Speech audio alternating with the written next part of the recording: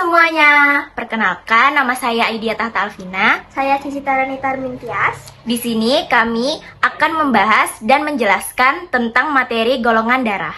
Materi pertama akan dijelaskan oleh saya. Pengertian golongan darah. Jadi, pengertian golongan darah adalah ilmu pengklasifikasian darah dari suatu kelompok berdasarkan ada atau tidak adanya zat antigen warisan pada permukaan membran sel darah merah. Hal ini disebabkan karena adanya perbedaan jenis karbohidrat dan protein pada permukaan membran sel darah merah tersebut. Selanjutnya, komponen golongan darah. Yang pertama, sel darah merah atau eritrosit. Sel darah merah ini mengandung protein bernama hemoglobin yang mampu mengikat oksigen. Yang kedua, sel darah putih atau leukosit adalah salah satu komponen darah yang mengandung sedikit hemoglobin sehingga warnanya lebih pucat.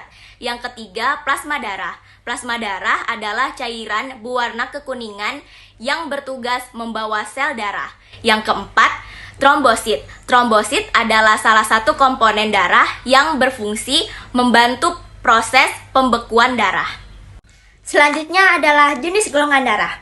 Sistem penggolongan darah ini menghasilkan 8 jenis golongan darah, tergantung dari jenis faktor RH yang ditemukan. Setiap jenis golongan darah memiliki simbol positif dan negatif yang merujuk pada tipe resusnya, yaitu A+, B+, AB+, O+, A-, B-, AB-, dan O-.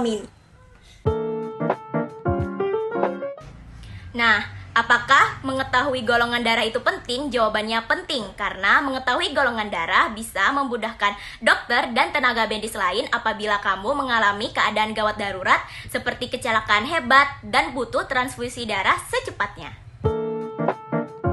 Kemudian, kecocokan golongan darah. Pada tabel ini, golongan darah resipien O- hanya bisa didonorkan oleh golongan darah O- saja.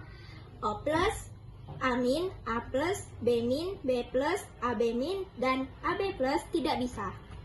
Sesuai dengan tanda centang yang berarti bisa didonorkan, dan tanda silang berarti tidak bisa didonorkan. Begitu juga seterusnya. Lalu ada macam-macam penyakit pada darah. Yang pertama ada anemia. Yang kedua ada polistemia. Yang ketiga ada leukemia. Dan yang terakhir, keempat, adalah leukositosis.